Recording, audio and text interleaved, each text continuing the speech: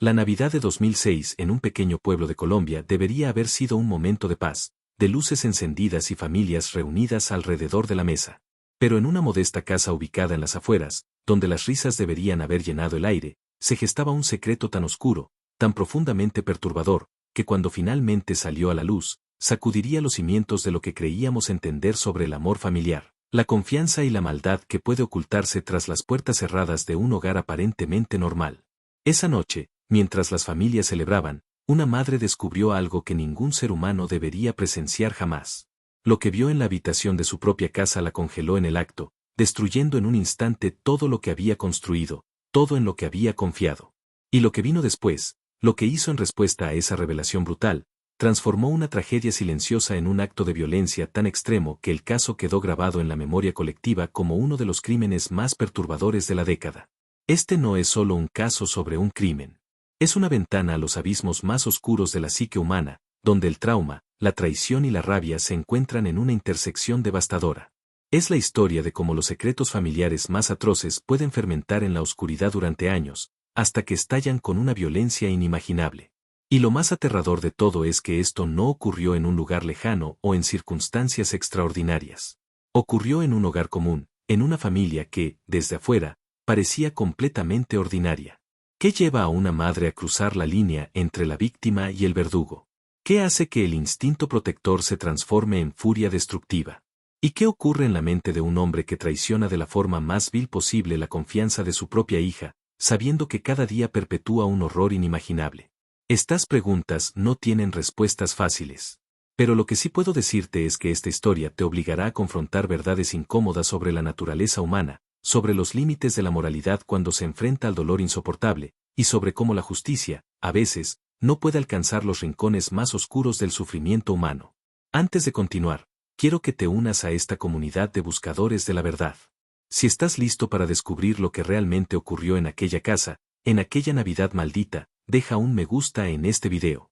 Ayúdame a que más personas conozcan estas historias que nadie se atreve a contar, esas verdades perturbadoras que revelan lo frágil que es la línea entre la normalidad y el horror absoluto. Y en los comentarios, escribe, estoy listo para descubrir la verdad oculta.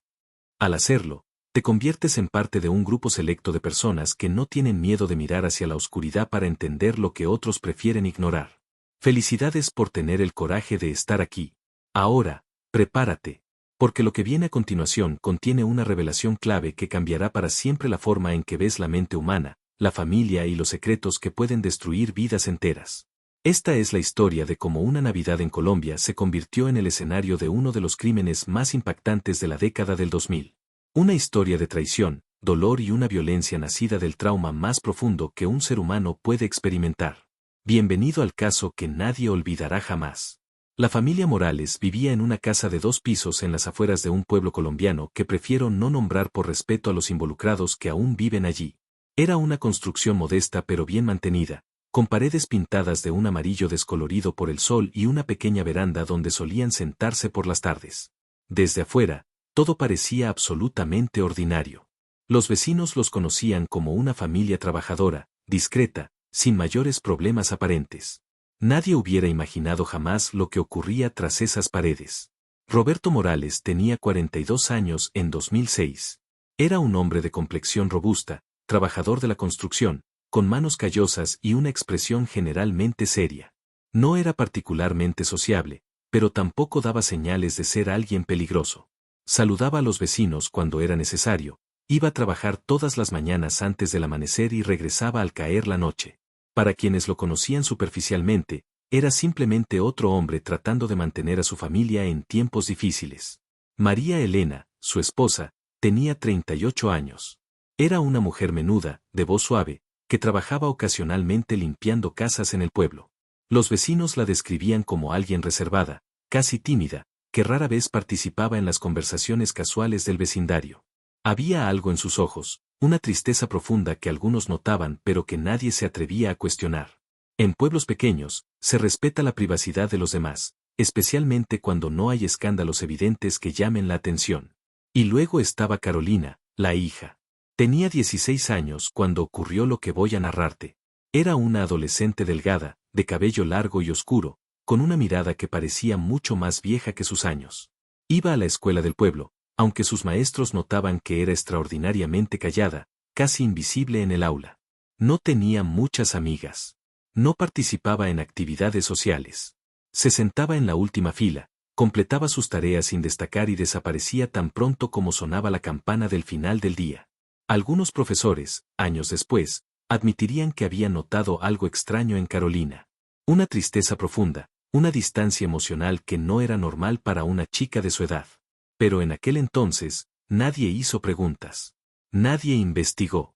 Porque Carolina no causaba problemas, y en el sistema educativo sobrecargado de un pueblo pequeño, los estudiantes silenciosos son fáciles de ignorar.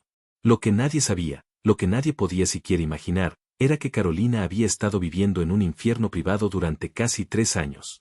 Desde que tenía 13 años, su padre había comenzado a violar sistemáticamente la confianza más sagrada que puede existir entre un padre y una hija. Lo que comenzó con tocamientos inapropiados se había transformado en abuso sexual continuo, un crimen atroz que Roberto cometía bajo el mismo techo donde dormía su esposa, en la habitación contigua donde María Elena preparaba las comidas y lavaba la ropa de la familia. Carolina había intentado decírselo a su madre en una ocasión, cuando tenía 14 años. Había reunido todo el coraje que una niña puede tener y había susurrado las palabras que pensó que cambiarían todo. Pero María Elena no le creyó. O quizás no quiso creerle. Le dijo que no inventara historias terribles, que no difamara a su padre de esa manera. La reacción fue tan violenta, tan llena de negación, que Carolina nunca volvió a intentarlo. Aprendió que estaba sola en su sufrimiento, que no había escape, que debía soportar en silencio hasta que algo, cualquier cosa, cambiara. Pero hay algo que debes entender sobre los secretos oscuros mantenidos bajo presión extrema. Eventualmente, siempre salen a la luz. Siempre. Y cuando lo hacen, las consecuencias son devastadoras de formas que nadie puede predecir. Durante esos 3 años, Roberto había desarrollado un patrón meticuloso. Sabía exactamente cuándo María Elena estaría fuera de casa, cuándo estaría lo suficientemente dormida por el cansancio del trabajo, cuándo podría actuar sin ser descubierto. Era calculador, paciente, monstruoso en su metodología. Y Carolina, atrapada en una pesadilla de la que no podía despertar, había aprendido a disociarse durante los abusos, a escapar mentalmente a un lugar donde nada de eso estaba ocurriendo realmente. Los vecinos nunca escucharon gritos. Nunca vieron moretones evidentes. Nunca presenciaron escenas que les hicieran sospechar. Porque Roberto era cuidadoso, y Carolina había aprendido que resistirse solo empeoraba las cosas. El silencio se había convertido en su única forma de supervivencia. En la escuela, las únicas señales eran sutiles. Carolina había bajado de calificaciones gradualmente. Su participación en clase era nula. Algunos compañeros la apodaban la fantasma porque parecía estar presente físicamente pero ausente de todo lo demás. Una consejera escolar había notado su aislamiento y había enviado una nota a casa sugiriendo que Carolina podría beneficiarse de apoyo psicológico. Roberto había arrugado la nota y la había tirado a la basura frente a Carolina, enviándole un mensaje claro: no había ayuda posible, no había salvación. María Elena, por su parte, vivía en una especie de negación funcional. Trabajaba, limpiaba, cocinaba, mantenía la apariencia de normalidad. Pero en algún nivel profundo de su conciencia, algo sabía. Algo percibía. Las miradas que Roberto le dirigía a Carolina. La forma en que Carolina se encogía cuando su padre entraba en una habitación. Los silencios tensos durante las cenas. Pero reconocer estas señales habría significado admitir una verdad tan devastadora que su mente simplemente no podía procesarla. Así que construyó muros mentales, se refugió en la rutina, se convenció de que todo estaba bien. Pero la verdad tiene una forma de abrirse paso, especialmente cuando la presión se vuelve insostenible. Y la Navidad de 2006 sería el momento en que todos esos muros cuidadosamente construidos se derrumbarían de la forma más brutal posible. El 24 de diciembre amaneció como cualquier otro día en aquella casa.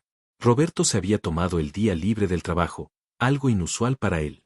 María Elena había preparado la cena navideña tradicional, trabajando en la cocina desde temprano. Carolina estaba en su habitación, como siempre, tratando de hacerse invisible. La casa olía a comida casera y a una falsedad de celebración que solo ellos tres podían sentir completamente. A medida que la tarde avanzaba hacia la noche, la tensión en la casa crecía de formas que solo Carolina podía percibir verdaderamente. Conocía las señales. La forma en que su padre la miraba cuando su madre no estaba viendo. El tono de voz que usaba cuando le pedía que hiciera algo. Carolina sabía lo que vendría, sabía que incluso en Navidad, incluso en un día que se supone sagrado, su padre encontraría la forma de perpetuar el horror. Y tenía razón. La cena de Nochebuena transcurrió en un silencio incómodo interrumpido solo por el sonido de los cubiertos contra los platos. María Elena había preparado tamal, natilla y buñuelos, los platos tradicionales que habían sido parte de las Navidades de su propia infancia. Había puesto la mesa con un mantel que guardaba solo para ocasiones especiales, había encendido 2 velas y había intentado crear una atmósfera festiva. Pero la tensión era palpable, como una cuerda estirada al límite de su resistencia. Roberto comió con apetito, sirviendo segundas porciones y comentando brevemente sobre lo bien preparada que estaba la comida. María Elena aceptó el cumplido con una sonrisa tenue, tratando de convencerse de que esto era una familia normal teniendo una cena navideña normal. Carolina apenas tocó su comida, moviendo los trozos de tamal por su plato sin llevarlos realmente a su boca. Su estómago estaba cerrado por la ansiedad, por el conocimiento anticipado de lo que vendría después. Después de la cena, María Elena comenzó a recoger los platos. Roberto anunció que iba a ver televisión, y Carolina, siguiendo la rutina silenciosa que había aprendido, se retiró a su habitación. Pero esta noche sería diferente. Esta noche, María Elena cometería un error simple, un acto tan ordinario que cambiaría todo para siempre. Había olvidado su rosario en la habitación de Carolina. Era un rosario que su abuela le había regalado décadas atrás, y María Elena tenía la costumbre de rezar antes de dormir, especialmente en fechas importantes como la Navidad. Alrededor de las 9 de la noche, después de terminar de lavar los platos y guardar las sobras, recordó que lo había dejado en la habitación de Carolina esa mañana, cuando había entrado brevemente para recoger ropa sucia. Subió las escaleras lentamente, cansada del día de trabajo. La casa estaba en silencio excepto por el sonido distante del televisor en la sala. La puerta de la habitación de Carolina estaba cerrada, pero no había luz visible por debajo. María Elena asumió que su hija estaba dormida o descansando en la oscuridad. Giró el picaporte suavemente, tratando de no hacer ruido, y empujó la puerta. Lo que vio en esa fracción de segundo destruyó su mundo por completo. En la penumbra de la habitación, iluminada apenas por la luz de la calle que se filtraba por la ventana, estaba su esposo sobre su hija. Las ropas de Carolina estaban desacomodadas, sus ojos abiertos mirando hacia el techo con esa expresión vacía que María Elena había visto 1000 veces pero nunca había querido cuestionar. Roberto se giró hacia la puerta, sorprendido, con una expresión que María Elena nunca olvidaría. No era culpa, no era vergüenza. Era molestia por haber sido interrumpido. El tiempo se detuvo en ese instante. María Elena sintió como si todo su cuerpo se hubiera convertido en hielo. Su mente se fragmentó tratando de procesar lo que estaba viendo, lo que significaba, lo que revelaba sobre los últimos años de su vida. Todas aquellas pequeñas señales que había ignorado, todas las veces que Carolina había parecido distante, todas las ocasiones en que había notado algo extraño pero había elegido mirar hacia otro lado, todo convergió en ese momento con una claridad devastadora. Durante unos segundos que parecieron eternos, nadie se movió. Carolina permaneció inmóvil, como si su cuerpo hubiera aprendido a congelarse en estos momentos. Roberto se incorporó lentamente, comenzando a balbucear excusas incoherentes. Y María Elena, de pie en el umbral de la puerta, sintió algo quebrarse dentro de ella. No era solo su corazón o su fe en el hombre con quien había compartido 20 años de matrimonio. Era algo más profundo, más fundamental.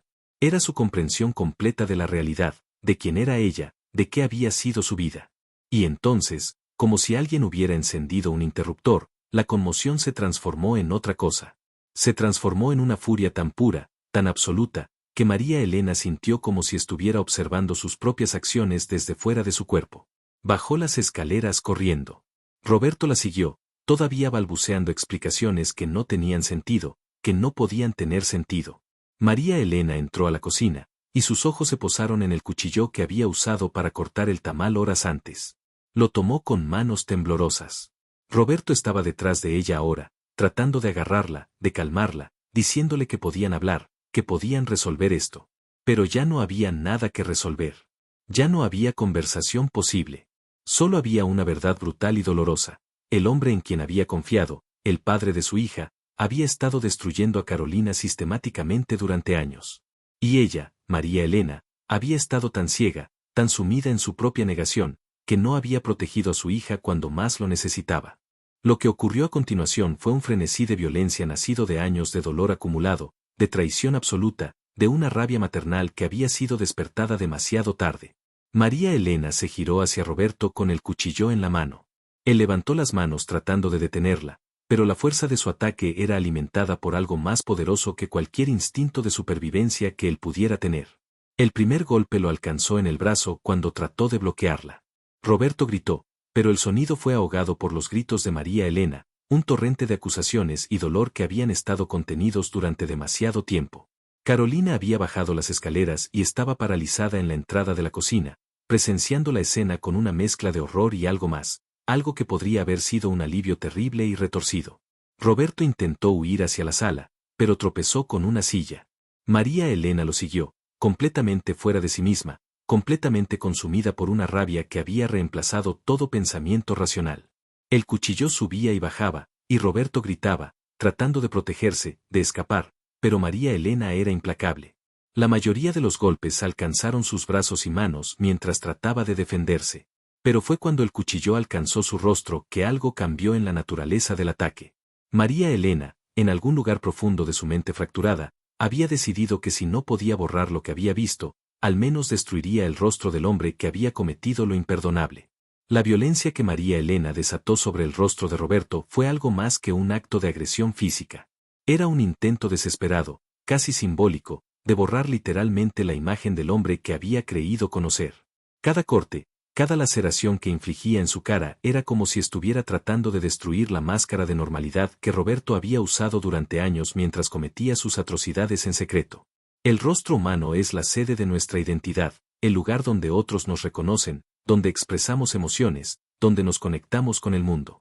Y María Elena, en su estado de furia disociada, estaba destruyendo sistemáticamente esa identidad. Los cortes se concentraban en sus mejillas, su frente, alrededor de sus ojos. Roberto gritaba y trataba de cubrirse, pero María Elena continuaba, completamente ausente de sí misma, operando en un estado de automatismo impulsado por el trauma. Carolina seguía de pie en la entrada de la cocina, presenciando todo pero sin hacer nada para detenerlo. Los psicólogos que más tarde analizarían el caso dirían que Carolina estaba en estado de shock, disociada de la realidad tal como había aprendido a disociarse durante los abusos. Pero también había algo más en su inmovilidad. Una parte de ella, la parte que había sufrido en silencio durante 3 años, observaba la violencia con una sensación de justicia retorcida. No podía articularlo en ese momento, no podía procesar completamente lo que sentía, pero había una satisfacción oscura en ver a su abusador finalmente enfrentando consecuencias.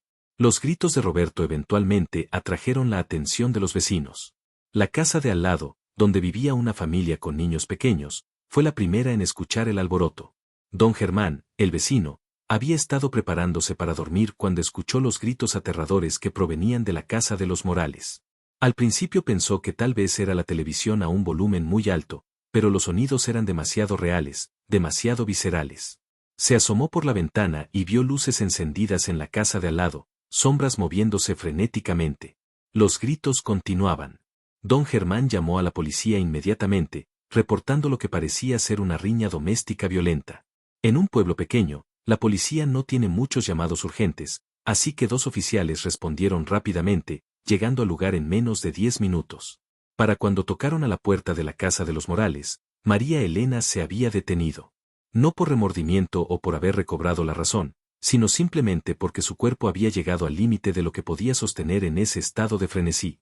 El cuchillo había caído de sus manos temblorosas. Roberto estaba en el suelo de la sala, sangrando profusamente de múltiples heridas en el rostro, brazos y manos. Estaba consciente, gimiendo de dolor, presionando sus manos contra su cara en un intento de contener la hemorragia. María Elena estaba de pie a unos metros de distancia, mirando sus propias manos manchadas de sangre como si no las reconociera. Su ropa estaba salpicada de rojo. Su respiración era irregular, entrecortada. Y en sus ojos había una expresión vacía, como si algo fundamental en ella se hubiera apagado permanentemente. Carolina seguía en la entrada de la cocina, observando la escena con esa misma expresión distante que había perfeccionado durante años de trauma. Cuando la policía finalmente entró a la casa, después de derribar la puerta al no recibir respuesta, se encontraron con una escena que ninguno de ellos olvidaría. El oficial Ramírez, quien había estado en la fuerza durante 15 años, Más tarde describiría la escena como una de las más perturbadoras que había presenciado. No por la violencia en sí, aunque era considerable, sino por la atmósfera de la casa.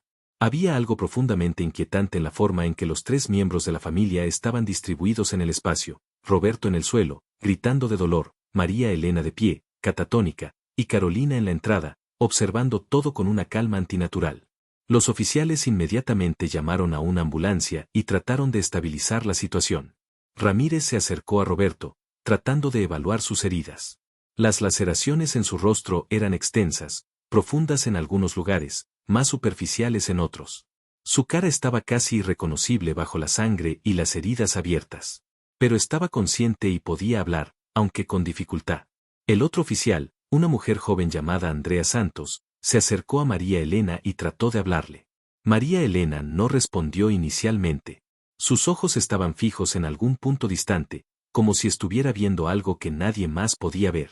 Cuando finalmente habló, sus palabras fueron un susurro apenas audible: lo vi con ella, con nuestra hija.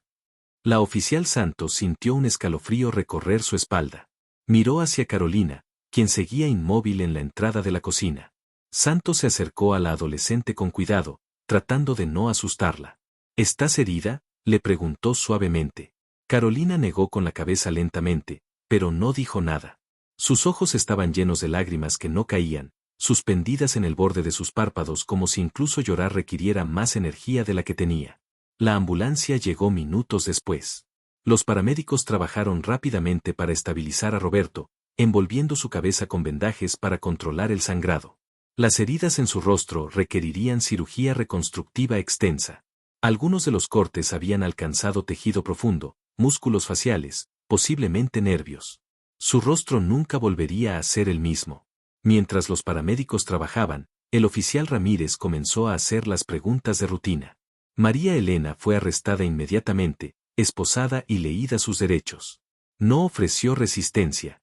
De hecho, parecía casi aliviada de que alguien más estuviera tomando el control de la situación. Fue colocada en el asiento trasero del coche patrulla, donde se sentó en silencio, mirando por la ventana hacia la casa que había sido su hogar durante tantos años. Roberto fue llevado al hospital más cercano, a unos 40 kilómetros de distancia. Durante el trayecto en ambulancia, alternaba entre gritos de dolor y sollozos incoherentes. Los paramédicos notaron que, además del dolor físico, parecía estar en un estado de pánico extremo. Seguía murmurando algo sobre que todo era un malentendido, que su esposa se había vuelto loca, que no entendía por qué había hecho esto.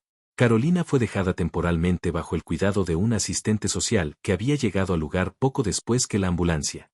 La mujer, llamada Claudia Hernández, había trabajado en casos de trauma infantil durante años y reconoció inmediatamente las señales en Carolina. La forma en que la adolescente se encogía cuando alguien se acercaba demasiado. La expresión vacía en sus ojos.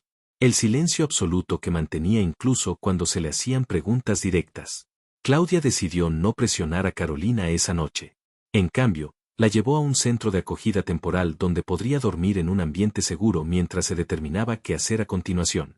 Durante el viaje en coche, Claudia intentó hacer conversación ligera, pero Carolina no respondió. Solo miraba por la ventana, observando las luces navideñas que todavía adornaban algunas casas del pueblo, ajenas completamente al horror que acababa de desarrollarse a pocas calles de distancia. En las horas inmediatamente posteriores al incidente, mientras Roberto era sometido a cirugía de emergencia para reparar los daños en su rostro y María Elena permanecía en una celda de la comisaría local, la maquinaria del sistema judicial comenzó a moverse. Pero lo que inicialmente parecía un caso relativamente simple de violencia doméstica estaba a punto de revelar capas de complejidad que ninguno de los involucrados había anticipado.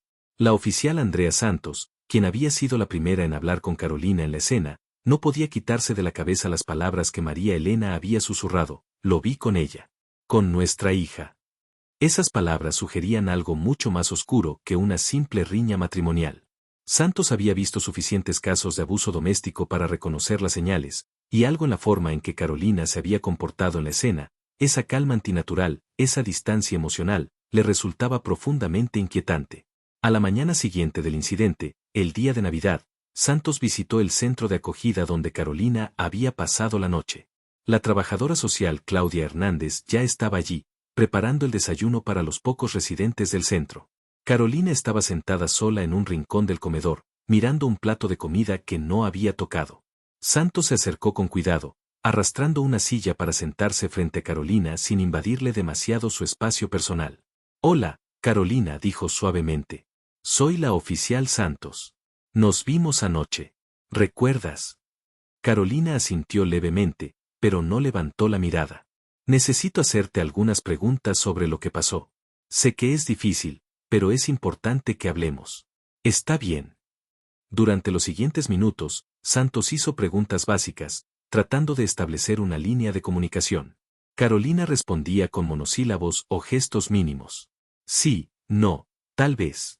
Pero cuando Santos finalmente preguntó directamente sobre lo que su madre había dicho, sobre lo que Roberto había estado haciendo, algo cambió en Carolina. Sus ojos, que habían estado fijos en el plato de comida, se llenaron de lágrimas. Su labio inferior comenzó a temblar. Y después de lo que pareció una eternidad de silencio, susurró, «Hace 3 años que pasa». Esas 5 palabras abrieron una compuerta. Santos sintió su corazón encogerse mientras Carolina, con voz entrecortada y pausas largas entre frases, comenzó a relatar fragmentos de su calvario. No contó todo de una vez. El trauma era demasiado grande, demasiado reciente, demasiado doloroso para articularlo completamente. Pero lo que sí dijo fue suficiente para que Santos comprendiera la magnitud de lo que había estado ocurriendo en esa casa. Santos grabó la conversación con el permiso de Claudia, quien estuvo presente todo el tiempo. Carolina describió cómo había comenzado con tocamientos cuando tenía 13 años. Cómo había escalado gradualmente hasta convertirse en abuso sexual sistemático. Cómo había intentado decirle a su madre pero no le había creído. Cómo había aprendido a desconectarse mentalmente durante los abusos porque era la única forma de sobrevivir. Cuando terminó de hablar, Carolina estaba temblando. Claudia la abrazó mientras la adolescente finalmente lloraba, liberando años de dolor que había mantenido encerrado. Santos salió de la habitación con las manos apretadas en puños, sintiendo una mezcla de rabia y tristeza que amenazaba con abrumarla. Había casos difíciles en su trabajo, pero esto era particularmente devastador. Inmediatamente, Santos contactó a su superior, el capitán Moreno, y le informó sobre lo que Carolina había revelado. El caso cambió instantáneamente de naturaleza. Ya no era simplemente un asalto doméstico. Era un caso de abuso sexual infantil prolongado, y las acciones de María Elena adquirían un contexto completamente diferente bajo esta luz. Se inició una investigación formal. Un equipo de trabajadores sociales y psicólogos especializados en trauma infantil fue asignado para trabajar con Carolina.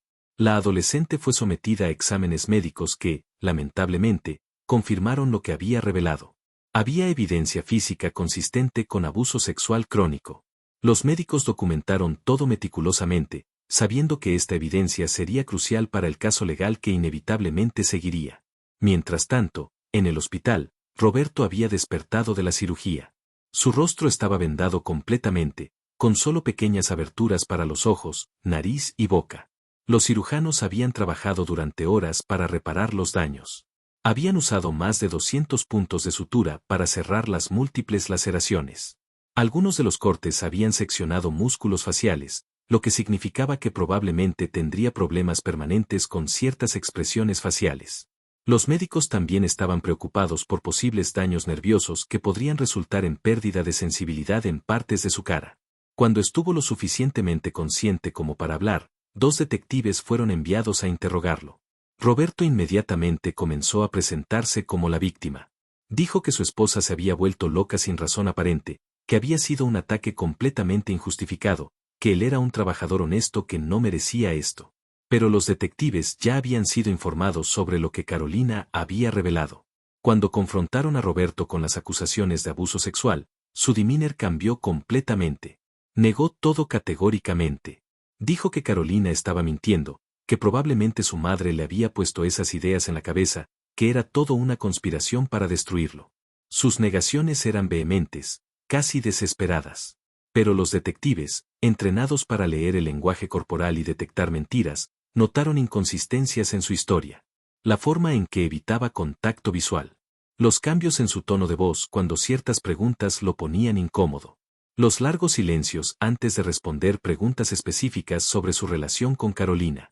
Más importante aún, la evidencia física de los exámenes médicos de Carolina, combinada con su testimonio detallado y consistente, comenzaba a pintar un cuadro muy diferente al que Roberto trataba de presentar.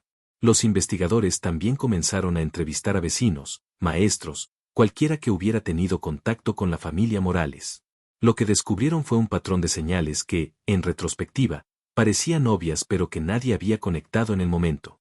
Los maestros de Carolina recordaban cómo había cambiado alrededor de los 13 años, volviéndose más retraída y distante. Los vecinos recordaban haberla visto a veces con una expresión de tristeza profunda que parecía extraña para una niña de su edad.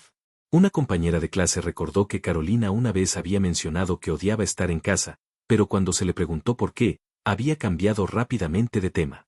Todas estas piezas pequeñas, aparentemente insignificantes por sí solas, comenzaron a formar un mosaico coherente cuando se examinaban juntas.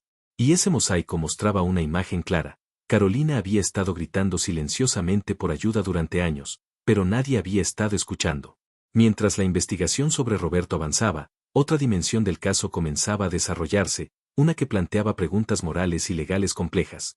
¿Qué culpabilidad, si alguna, tenía María Elena en todo esto?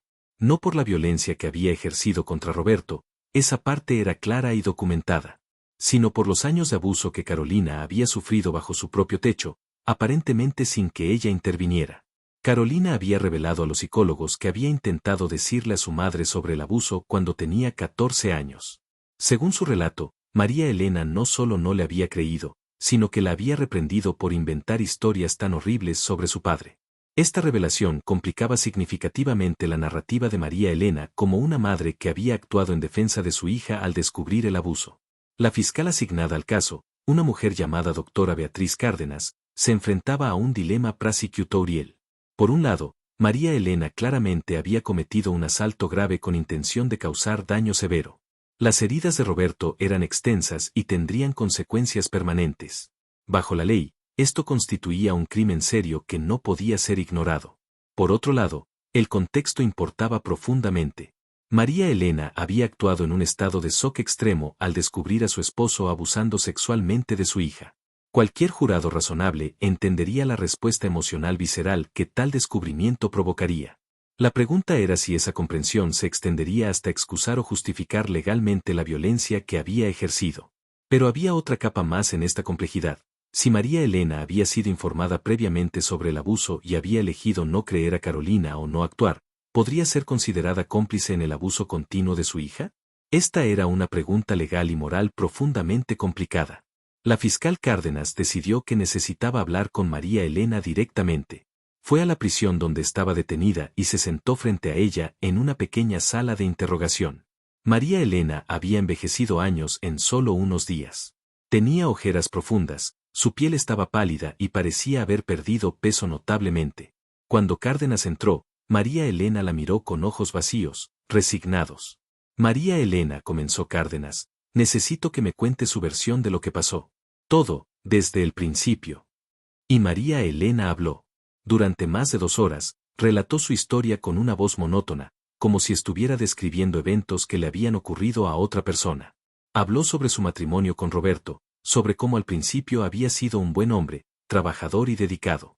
Habló sobre el nacimiento de Carolina y cómo parecía que tenían una familia feliz.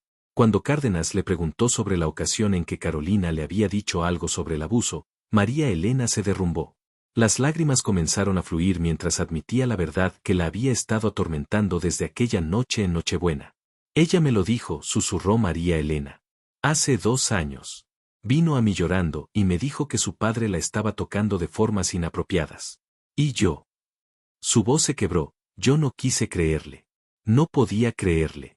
Porque si era verdad, significaba que mi vida entera era una mentira. Significaba que el hombre con quien había estado compartiendo mi cama era un monstruo. Significaba que había fallado completamente como madre. María Elena continuó, explicando cómo se había convencido a sí misma de que Carolina debía estar confundida o exagerando. Cómo había racionalizado cada señal, cada comportamiento extraño, cada momento de tensión en la casa. Se había construido un mundo de negación porque la alternativa era demasiado dolorosa para enfrentar. Sabía, admitió finalmente, con las palabras pesando en el aire como plomo. En algún nivel, siempre supe. Veía cómo Carolina cambiaba. Veía cómo se encogía cuando Roberto entraba en una habitación. Veía su tristeza, su distancia. Pero me convencí de que eran solo problemas de adolescente, que era normal. Porque la verdad era demasiado terrible para aceptarla. Esta confesión tenía implicaciones legales significativas. María Elena estaba admitiendo que había tenido conocimiento, o al menos fuertes sospechas, del abuso y había elegido no actuar. Bajo la ley colombiana, los padres tienen el deber de proteger a sus hijos.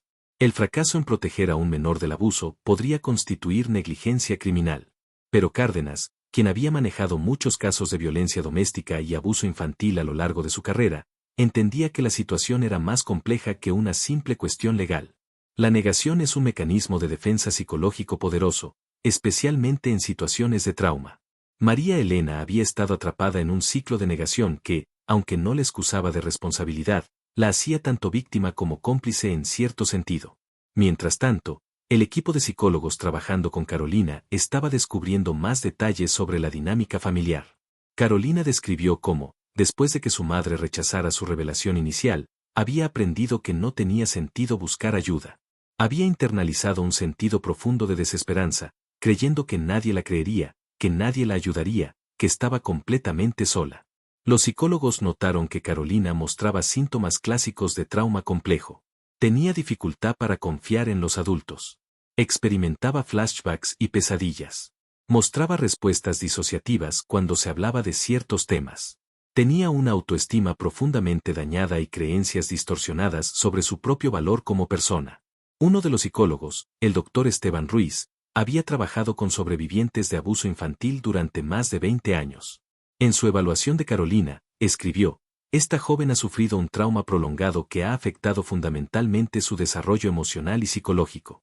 El abuso sexual por parte de su padre, combinado con la falta de protección de su madre, ha creado una situación donde Carolina no tenía ningún espacio seguro.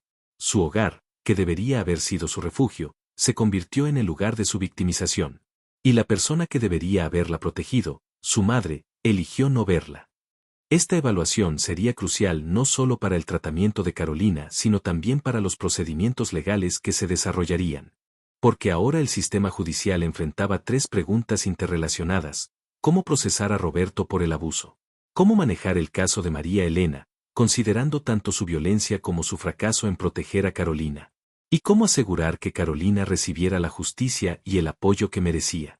La comunidad del pueblo, mientras tanto, había comenzado a enterarse de los detalles del caso a través de rumores y reportes de prensa limitados. Las reacciones estaban profundamente divididas.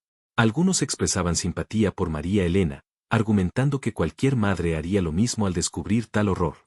Otros la condenaban por no haber protegido a su hija cuando tuvo la oportunidad. Y casi todos expresaban disgusto y horror hacia Roberto, aunque él continuaba negando todas las acusaciones desde su cama de hospital. A medida que el caso avanzaba hacia los tribunales, se volvía cada vez más claro que no habría resoluciones simples. El sistema judicial colombiano se enfrentaba a un caso que desafiaba las categorías legales convencionales y planteaba preguntas profundas sobre justicia, responsabilidad y las consecuencias del trauma. Roberto fue dado de alta del hospital después de 2 semanas. Su rostro, aunque ya no estaba en peligro de infección o complicaciones médicas graves, quedaría permanentemente desfigurado. Las cicatrices formaban un patrón irregular a lo largo de sus mejillas, frente y alrededor de sus ojos. Algunos de los cortes habían sanado de forma irregular, creando irregularidades en la textura de su piel. Su expresión facial estaba limitada debido al daño en los músculos y nervios faciales, dándole una apariencia rígida y artificial cuando intentaba hacer gestos. Al salir del hospital, Roberto fue inmediatamente arrestado y trasladado a la cárcel, donde enfrentaría cargos de abuso sexual infantil agravado y continuado. La evidencia en su contra era sustancial, el testimonio detallado y consistente de Carolina, la evidencia médica de abuso sexual crónico, y las declaraciones de profesionales que habían observado los cambios en el comportamiento de Carolina a lo largo de los años. Su abogado defensor, un hombre llamado Gustavo Pérez que había sido asignado por el Estado, se enfrentaba a una tarea casi imposible. Pérez había manejado casos difíciles antes, pero este presentaba desafíos únicos. La evidencia era abrumadora, y la simpatía pública estaba completamente en contra de su cliente. Durante sus reuniones con Roberto en la cárcel, Pérez notó que su cliente mantenía una postura de negación casi delirante, insistiendo en su inocencia a pesar de toda la evidencia en su contra.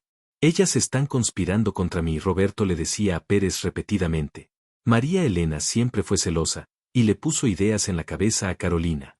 Todo es mentira.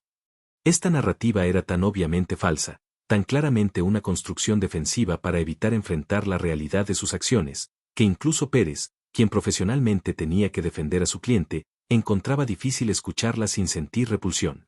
El caso de María Elena presentaba complejidades diferentes.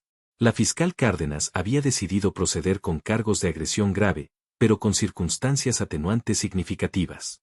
Durante las audiencias preliminares, la defensa de María Elena, liderada por una abogada llamada Laura Montoya, argumentó que su cliente había actuado bajo provocación extrema y en un estado de perturbación emocional temporal. Montoya presentó testimonios de psicólogos que habían evaluado a María Elena. Estos expertos explicaron que descubrir el abuso sexual de un hijo puede causar un estado disociativo donde las acciones de una persona no están completamente bajo su control consciente. Era como si María Elena hubiera entrado en un modo de piloto automático dirigido por años de dolor reprimido, negación, finalmente, una rabia maternal abrumadora. Pero la fiscal Cárdenas también tenía que considerar el fracaso de María Elena en proteger a Carolina cuando tuvo conocimiento previo del abuso. Esto complicaba la narrativa de una madre actuando puramente en defensa de su hija. Si María Elena había sido informada del abuso 2 años antes y no había actuado, ¿no la hacía eso parcialmente responsable del sufrimiento continuo de Carolina? Carolina, mientras tanto, estaba siendo atendida en un centro especializado para jóvenes víctimas de trauma. Los terapeutas trabajaban con ella diariamente, ayudándola a procesar lo que había experimentado y a comenzar el largo camino hacia la recuperación. Cuando se le preguntó si quería testificar en los juicios contra su padre y potencialmente a favor de su madre, Carolina se mostró ambivalente. Por un lado, quería que Roberto enfrentara justicia por lo que le había hecho. Quería que el mundo supiera la verdad, que su sufrimiento fuera reconocido y validado. Por otro lado, la idea de sentarse en un tribunal y relatar los detalles de su abuso frente a extraños, con su padre presente, era aterradora. En cuanto a su madre, los sentimientos de Carolina eran profundamente complejos. Estaba enojada con María Elena por no haberla creído cuando le contó sobre el abuso. Sentía que su madre la había traicionado al elegir la negación sobre la protección. Pero también entendía, en algún nivel, que María Elena había sido otra víctima en esta situación, atrapada en circunstancias que habían superado su capacidad de manejarlas. El doctor Ruiz, quien continuaba trabajando con Carolina, explicó a los abogados involucrados que forzar a Carolina a testificar podría ser retraumatizante. Ella ya ha pasado por suficiente, argumentó. Hacer que reviva los detalles de su abuso en un tribunal público podría causar daño psicológico adicional significativo. Después de considerable deliberación, se decidió que Carolina proporcionaría su testimonio a través de una grabación en video realizada en un ambiente controlado y terapéuticamente supervisado, en lugar de testificar en persona en el tribunal. Esta grabación podría ser presentada como evidencia mientras se minimizaba el trauma adicional para Carolina. La grabación del testimonio de Carolina tomó lugar en una sala especialmente diseñada, decorada para parecer más un espacio acogedor que una oficina oficial. Carolina estaba acompañada por el doctor Ruiz y una abogada especializada en casos de menores. Durante varias horas, con pausas frecuentes cuando se volvía demasiado difícil emocionalmente, Carolina relató su experiencia. Habló sobre cómo había comenzado el abuso, describiendo los primeros tocamientos inapropiados que inicialmente no había entendido completamente. Habló sobre cómo Roberto la había manipulado psicológicamente, diciéndole que esto era normal, que era su forma de mostrar amor, que no debía contarle a nadie porque nadie lo entendería. Habló sobre cómo el abuso había escalado con el tiempo, volviéndose más frecuente y más invasivo. Describió el día en que finalmente reunió el coraje para decirle a su madre, y cómo la reacción de María Elena había destruido su última esperanza de escape. Habló sobre los años siguientes, donde había aprendido a disociarse durante los abusos, creando mundos imaginarios en su mente donde podía escapar temporalmente de lo que le estaba sucediendo físicamente. Y finalmente, habló sobre aquella Nochebuena, cuando su madre finalmente había visto la verdad con sus propios ojos. Carolina describió la sensación surrealista de estar de pie en la entrada de la cocina, observando a su madre atacar a su padre, sin saber cómo sentirse, sin saber si debía intervenir o simplemente dejar que sucediera. El testimonio de Carolina era devastador en su honestidad cruda y en los detalles que revelaba sobre el funcionamiento interno de una familia destrozada por el abuso y la negación. Cuando la grabación fue completada, todos los presentes en la sala, profesionales experimentados acostumbrados a casos difíciles, necesitaron un momento para recuperar su compostura. Esta grabación se convertiría en la pieza central de evidencia en ambos juicios, el de Roberto y el de María Elena. Y su impacto sería profundo, no solo en los resultados legales sino también en cómo la comunidad y la sociedad más amplia entenderían este caso. El juicio de Roberto Morales comenzó en marzo de 2007, 3 meses después de los eventos de aquella Nochebuena. El tribunal estaba ubicado en la capital departamental, a unos 80 kilómetros del pueblo donde había ocurrido todo. El caso había atraído considerable atención mediática, no solo por la naturaleza perturbadora de los crímenes, sino también por las complejidades morales que planteaba el caso relacionado de María Elena. El día de la apertura del juicio, la sala del tribunal estaba llena. Había reporteros de medios regionales y nacionales, residentes del pueblo que habían viajado para presenciar el procedimiento, activistas de derechos de los niños, y simplemente curiosos atraídos por la notoriedad del caso. Roberto entró a la sala esposado y escoltado por 2 guardias. Su rostro desfigurado causó murmullos audibles entre los espectadores. Las cicatrices eran más visibles ahora que la hinchazón inicial había disminuido, creando un patrón irregular que transformaba completamente su apariencia. Roberto mantuvo la cabeza baja durante la mayor parte del procedimiento inicial, evitando el contacto visual con los presentes. Su abogado, Gustavo Pérez, había decidido que la única estrategia viable era argumentar que Carolina había malinterpretado interacciones inocentes entre padre e hija, y que el testimonio había sido influenciado por la agitación emocional de los eventos recientes. Era una defensa débil, y Pérez lo sabía, pero tenía pocas alternativas dada la evidencia. La fiscal Beatriz Cárdenas presentó un caso metódico y devastador. Comenzó estableciendo la cronología del abuso, utilizando el testimonio grabado de Carolina como piedra angular. La grabación fue reproducida en la sala del tribunal, y el silencio que cayó mientras la voz de Carolina llenaba el espacio era absoluto. Incluso los reporteros, acostumbrados a mantenerse objetivos y distantes, parecían visiblemente afectados. Carolina describía con voz temblorosa pero clara cómo había comenzado el abuso cuando tenía 13 años.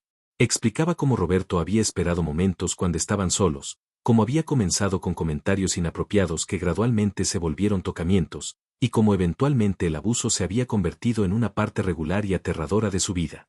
Lo más impactante del testimonio de Carolina no eran solo los detalles del abuso en sí, sino la forma en que describía su estado emocional durante esos años. Hablaba de sentirse atrapada, de no ver ninguna salida, de creer que esto era lo que merecía porque su propia madre no le había creído cuando le contó. La resignación en su voz era más desgarradora que cualquier grito de dolor podría haber sido. Después de la grabación, Cárdenas presentó la evidencia médica. Un ginecólogo forense testificó sobre los hallazgos de su examen de Carolina, explicando que los daños físicos eran consistentes con abuso sexual crónico durante un periodo prolongado. Aunque tuvo cuidado de presentar la información de manera clínica para respetar la privacidad de Carolina, la implicación era clara y perturbadora. Cárdenas también llamó a testificar a varios maestros y conocidos de la familia. Una maestra de literatura recordó cómo Carolina había escrito un ensayo en clase sobre sentirse invisible que, en retrospectiva, contenía señales claras de que algo estaba terriblemente mal. El ensayo, que había sido archivado en los registros escolares, fue presentado como evidencia. En él, Carolina escribía: "A veces me pregunto si realmente existo, o si soy solo un fantasma que pasa por un mundo que no me ve, que no me escucha, que no me salva". Un vecino testificó que en varias ocasiones había notado que Carolina parecía evitar estar sola con su padre, siempre encontrando excusas para salir de casa o quedarse en su habitación cuando Roberto estaba presente. Otro testigo, un trabajador social que había visitado la casa años atrás por una razón no relacionada, recordó haber sentido que algo no estaba bien en la dinámica familiar, aunque no había podido identificar específicamente qué era. Cada pieza de evidencia, cada testimonio, construía un caso abrumador contra Roberto. La defensa intentó sembrar dudas, sugiriendo que las interpretaciones de Carolina podrían haber estado influenciadas por problemas de adolescencia o por la influencia de su madre. Pero estos argumentos sonaban huecos frente a la evidencia acumulativa y el testimonio consistente de Carolina. Cuando llegó el momento de que Roberto testificara en su propia defensa, Pérez le aconsejó no hacerlo. "Cualquier cosa que digas solo empeorará tu situación", le explicó. Pero Roberto insistió. Quería defender su versión, quería negar las acusaciones públicamente. Pérez sabía que era un error, pero éticamente no podía impedirlo si su cliente insistía. Roberto subió al estrado con su rostro desfigurado visible para todos. Cuando comenzó a hablar, su voz era defensiva, casi beligerante. Negó categóricamente todas las acusaciones. Afirmó que era un padre amoroso que nunca había hecho nada inapropiado con su hija. Sugirió que Carolina estaba mintiendo porque estaba enojada con él por ser un padre estricto. Insinuó que María Elena había manipulado a Carolina para destruirlo. Pero mientras hablaba, algo en su demeanor traicionaba sus palabras. Sus ojos evitaban constantemente mirar directamente a las personas. Su lenguaje corporal era tenso y defensivo. Cuando Cárdenas lo interrogó durante el contrainterrogatorio, haciéndole preguntas específicas sobre momentos particulares que Carolina había descrito, Roberto se contradecía, cambiaba detalles, se volvía cada vez más agitado. ¿Por qué cree que su hija inventaría algo tan específico y detallado?, preguntó Cárdenas en un momento. ¿Por qué describiría con tanta precisión la distribución de su habitación, lo que usted llevaba puesto en ocasiones específicas, las palabras exactas que le dijo? Roberto no tenía una respuesta coherente. Balbuceó algo sobre que Carolina tenía una imaginación activa, que había visto demasiadas películas o programas de televisión. Las respuestas eran tan obviamente inadecuadas que varios miembros del jurado visiblemente sacudieron sus cabezas. El momento más devastador del testimonio de Roberto vino cuando Cárdenas le preguntó directamente, ¿por qué cree que su esposa lo atacó aquella noche de Navidad? Roberto, atrapado, tartamudeó que María Elena había tenido un episodio psicótico, que había actuado irracionalmente. Pero cuando Cárdenas presionó, preguntándole qué exactamente había visto María Elena en la habitación de Carolina, Roberto se quedó en silencio. El silencio se prolongó durante lo que pareció una eternidad. Finalmente, Roberto murmuró, estaba revisando si Carolina estaba durmiendo bien. María Elena malinterpretó la situación. Pero la explicación era tan claramente una fabricación desesperada que incluso su propio abogado parecía avergonzado. Después de días de testimonios, evidencia y argumentos, el caso fue entregado al jurado. La deliberación duró menos de 3 horas. Cuando regresaron, el veredicto era unánime, culpable de todos los cargos de abuso sexual infantil agravado y continuado. Roberto no mostró ninguna reacción visible cuando el veredicto fue leído. Simplemente se quedó sentado, mirando hacia adelante con su rostro desfigurado e inmóvil. La sentencia vendría después, 20 años de prisión sin posibilidad de libertad condicional antes de cumplir al menos 15 años.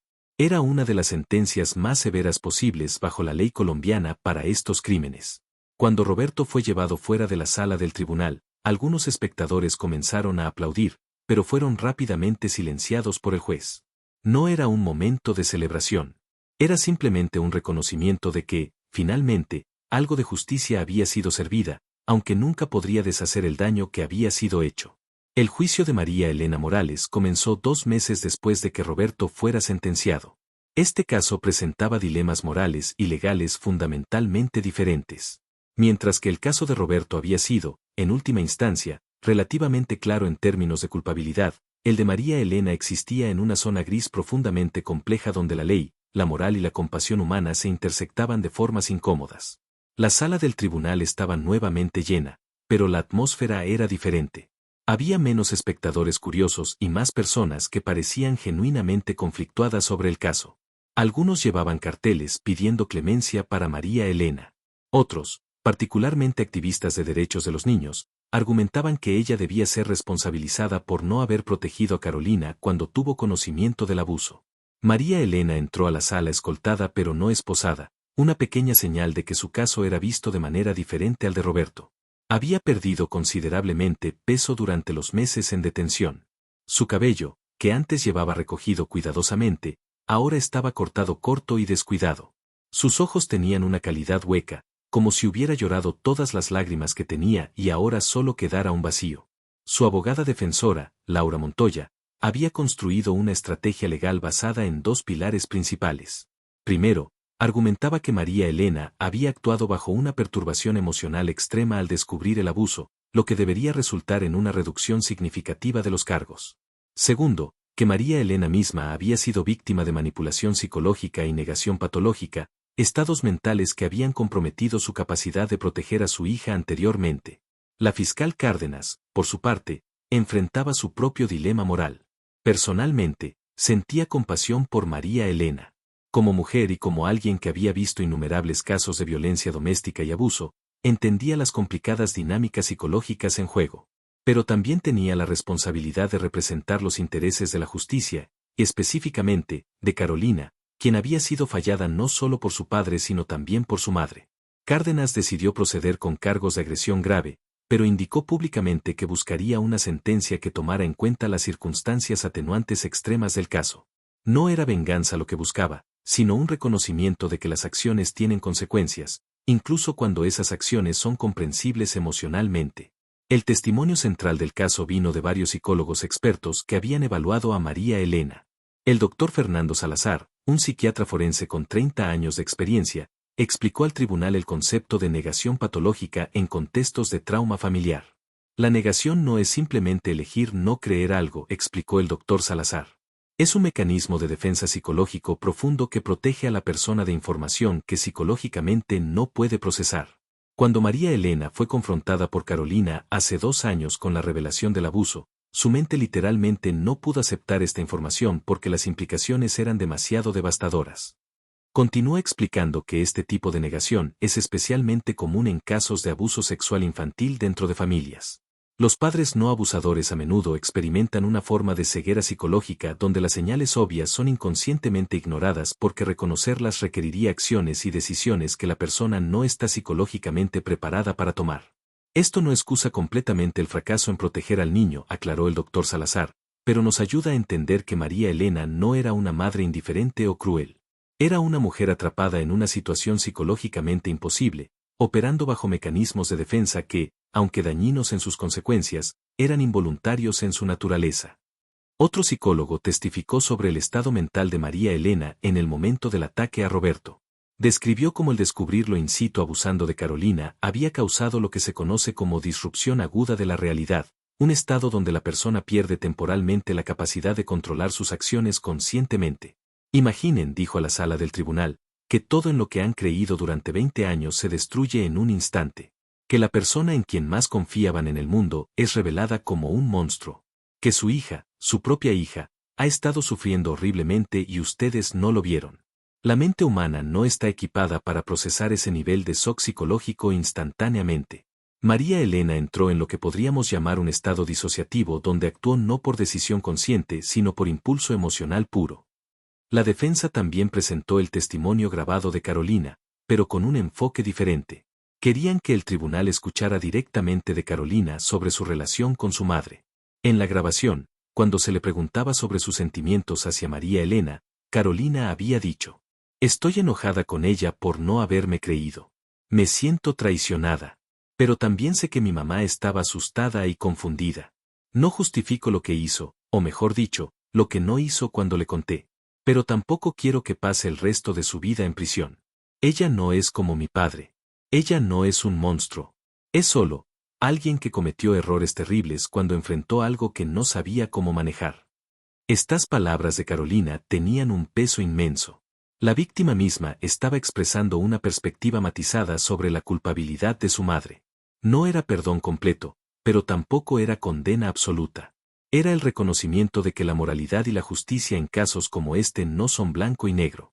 La fiscal Cárdenas, en su argumentación final, reconoció esta complejidad. María Elena Morales cometió 2 fallos graves, dijo. Primero, no protegió a su hija cuando debió hacerlo. Segundo, ejerció violencia extrema contra Roberto Morales, independientemente de cuán justificable emocionalmente fuera esa violencia. La ley existe para manejar incluso las provocaciones más extremas sin recurrir a la violencia personal. Pero luego añadió: dicho esto, este tribunal debe reconocer que María Elena actuó en un momento de trauma psicológico extremo, descubriendo un horror que ningún padre debería tener que presenciar. Sus acciones, aunque criminales bajo la ley, fueron profundamente humanas. Este es un caso donde la justicia debe ser temperada con compasión. Montoya, en su defensa final, argumentó apasionadamente que María Elena ya había pagado un precio terrible por sus errores. Ha perdido a su hija, no a la muerte pero a la confianza quebrada, dijo. Ha perdido su vida tal como la conocía. Vive cada día con la culpa de no haber protegido a Carolina cuando tuvo la oportunidad. ¿Qué propósito sirve enviarla a prisión por años? La castiga más de lo que ya se castiga a sí misma cada momento de cada día. El jurado deliberó durante 2 días completos. Cuando regresaron, el veredicto era culpable de agresión grave, pero con una recomendación fuerte de clemencia debido a las circunstancias extremas. El juez, tomando en cuenta el veredicto del jurado, las evaluaciones psicológicas, el testimonio de Carolina y la naturaleza extraordinaria del caso, sentenció a María Elena a 5 años de prisión, con la posibilidad de libertad condicional después de 2 años si demostraba rehabilitación y participaba en terapia continua. Además, ordenó que María Elena participara en programas intensivos de terapia psicológica tanto durante su encarcelamiento como después de su liberación. Y estableció que cualquier contacto futuro con Carolina solo podría ocurrir con el consentimiento explícito de Carolina y bajo supervisión terapéutica. Cuando la sentencia fue leída, María Elena no mostró alivio. Simplemente asintió, aceptando el juicio con la misma resignación que había mostrado durante todo el proceso. Mientras era llevada fuera de la sala, miró hacia donde estaban sentados algunos miembros de la comunidad que habían venido a apoyarla. Sus labios formaron las palabras "lo siento" antes de desaparecer por la puerta.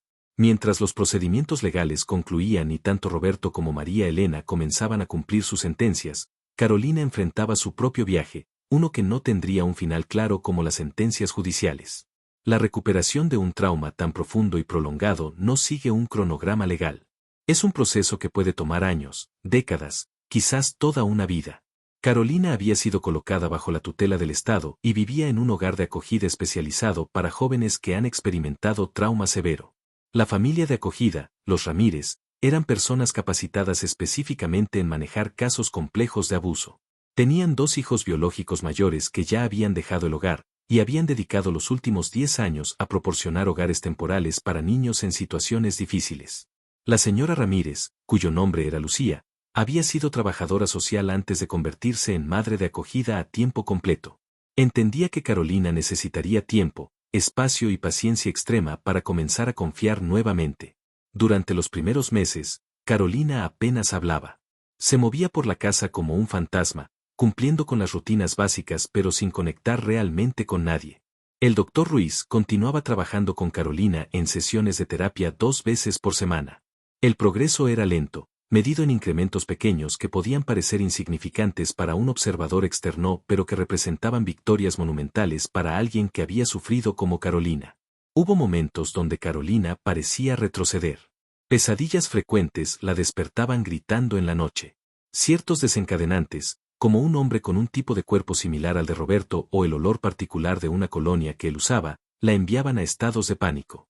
Había días donde no podía salir de la cama, abrumada por una depresión que parecía tener su propio peso físico. Pero también hubo momentos de progreso. Pequeños primero, una sonrisa genuina cuando Lucía le mostró cómo hacer arepas. Una conversación de 5 minutos sobre música con otro joven en el hogar de acogida. El primer día donde no pensó en el abuso constantemente, donde pudo sumergirse en un libro y perder la noción del tiempo. El doctor Ruiz utilizaba varias técnicas terapéuticas con Carolina.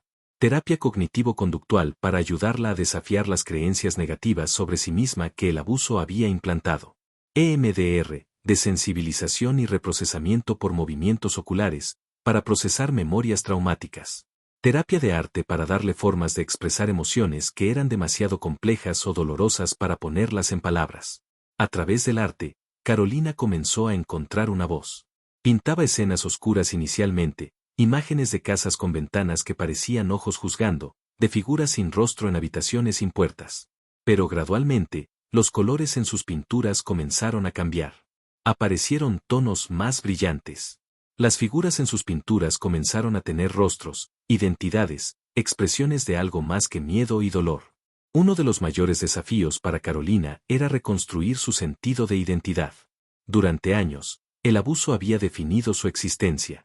Era algo que le había pasado durante un periodo tan formativo de su desarrollo que no sabía quién era más allá de la niña a quien le pasó eso. El doctor Ruiz trabajaba con ella para ayudarla a descubrir intereses, pasiones, aspectos de sí misma que existían independientemente del trauma. Carolina descubrió que le gustaba escribir. Comenzó llevando un diario, algo que el doctor Ruiz le había sugerido como una forma de procesar sus pensamientos. Al principio, las entradas eran cortas, fragmentadas, llenas de dolor.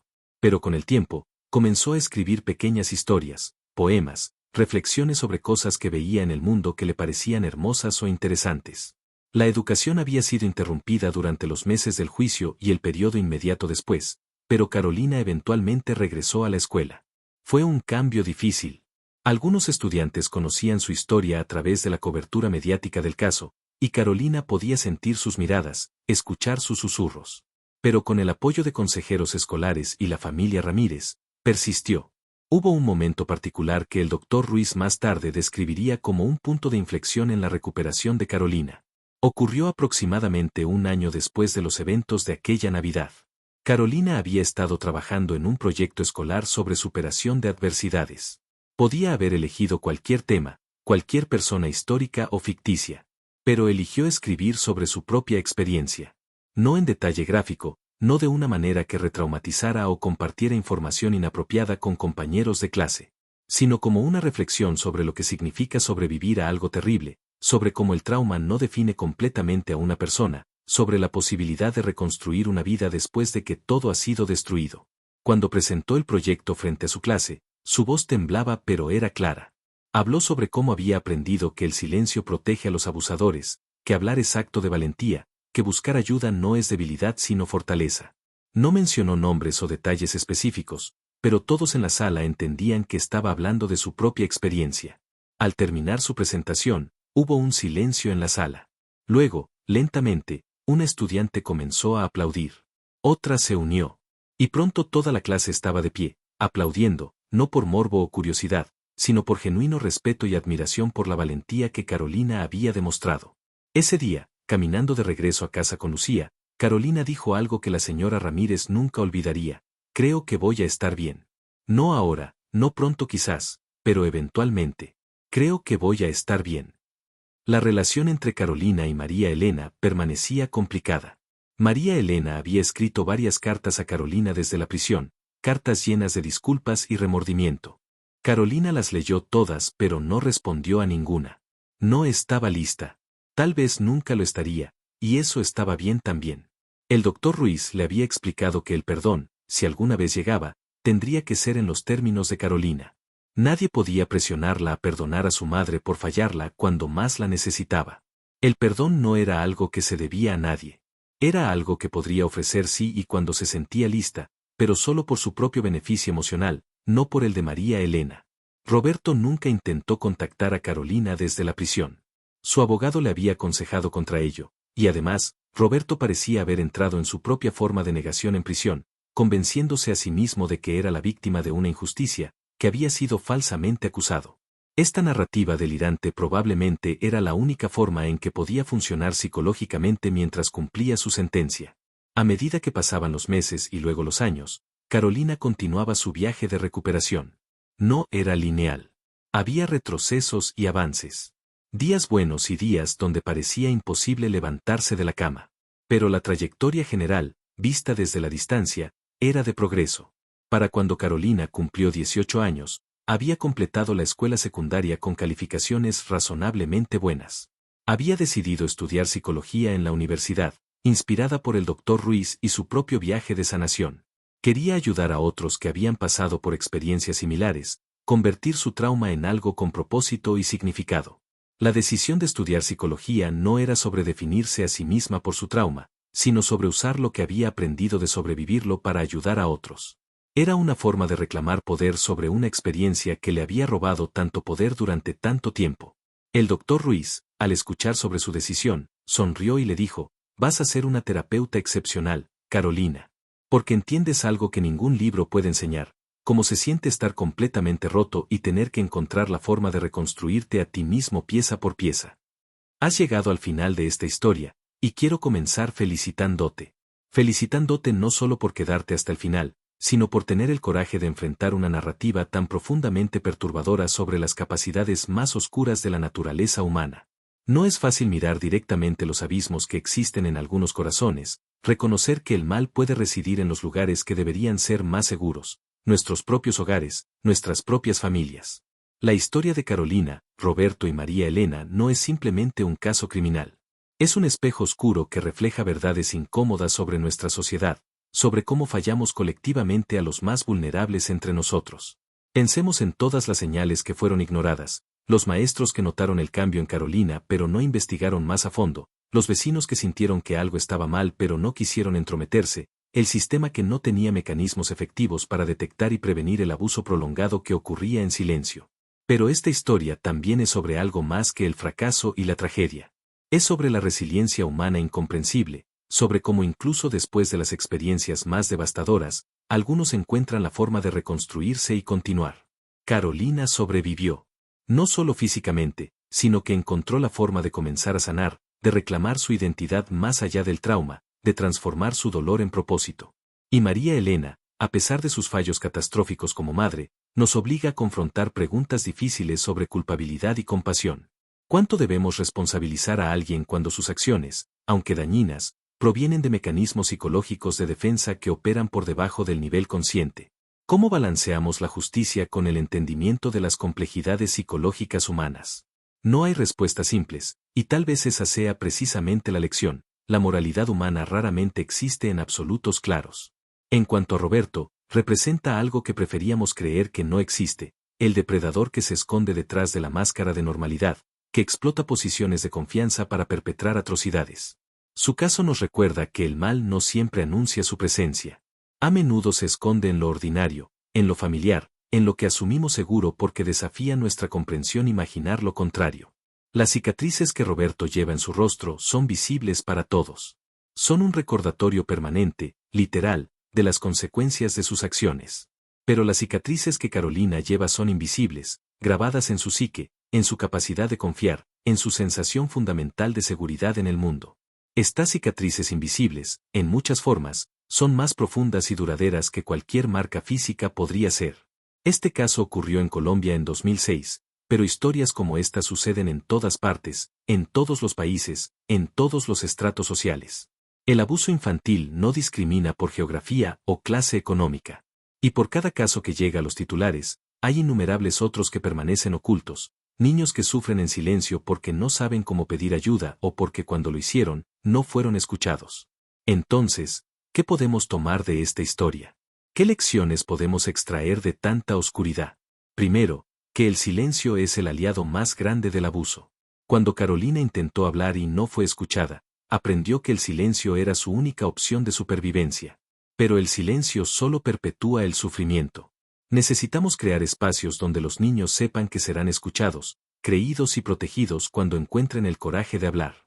Segundo, que las señales están ahí si elegimos verlas. Carolina cambió de comportamiento notablemente alrededor de los 13 años. Se volvió retraída, distante, triste. Sus calificaciones bajaron. Evitaba estar en casa. Estas no son solo problemas normales de adolescencia. Son gritos silenciosos de ayuda. Necesitamos estar más atentos, hacer más preguntas, no asumir que todo está bien solo porque no vemos evidencia obvia de daño. Tercero, que el trauma complejo requiere apoyo complejo. Carolina no se recuperó simplemente con el paso del tiempo. Necesitó intervención profesional intensiva, un ambiente seguro, paciencia extrema y el reconocimiento de que la sanación no es lineal. Invertir en servicios de salud mental y trauma para sobrevivientes de abuso no es opcional, es fundamental. Cuarto, que la justicia en casos como este nunca será perfecta. Roberto fue sentenciado a 20 años de prisión, pero ninguna sentencia puede deshacer el daño que causó. María Elena recibió 5 años, pero vive con una culpa que ninguna prisión podría igualar. Y Carolina, la verdadera víctima, enfrenta una sentencia de por vida de procesar y vivir con su trauma. El sistema judicial puede proporcionar alguna forma de resolución, pero nunca puede proporcionar restauración completa. Y finalmente, que la esperanza existe incluso en las historias más oscuras. Carolina decidió estudiar psicología, convertir su trauma en una forma de ayudar a otros. Eso requiere una fortaleza extraordinaria, una capacidad de encontrar significado y propósito en el sufrimiento. No todos los sobrevivientes llegarán a ese punto, y no tienen que hacerlo. Pero el hecho de que algunos lo hagan nos recuerda que los humanos tenemos una capacidad increíble de resiliencia. Ahora quiero pedirte algo. Si esta historia te ha impactado, si te ha hecho reflexionar sobre estas cuestiones de formas nuevas, te invito a dejar un comentario escribiendo: esta historia cambió mi manera de ver la mente humana. Al hacerlo, te identificas como parte de una comunidad que no tiene miedo de enfrentar verdades difíciles, que entiende que el conocimiento, incluso el conocimiento de cosas perturbadoras, es poder. El poder de reconocer señales, de actuar cuando vemos algo preocupante, de no mirar hacia otro lado cuando es incómodo mirar directamente. Compartir este video es más que simplemente difundir contenido. Es extender el alcance de una historia que contiene lecciones importantes sobre proteger a los vulnerables, sobre reconocer el abuso, sobre entender las complejidades del trauma y la recuperación. Cada persona que escucha esta historia es una persona más que podría reconocer señales en su propia comunidad, que podría intervenir cuando otros niños necesitan ayuda. Y si estás listo para continuar este viaje hacia la comprensión de los aspectos más oscuros y más complejos de la naturaleza humana, suscríbete a este canal. Conviértete en parte de una comunidad que se atreve a mirar hacia la oscuridad no por morbo, sino porque entendemos que solo reconociendo lo que existe en las sombras podemos trabajar hacia iluminarlo, hacia prevenirlo, hacia crear un mundo donde menos niños tengan que sufrir como Carolina sufrió. Cada semana, exploramos historias como esta. Casos que desafían nuestra comprensión de lo que los humanos son capaces de hacer, tanto en términos de maldad como de supervivencia. No son historias fáciles.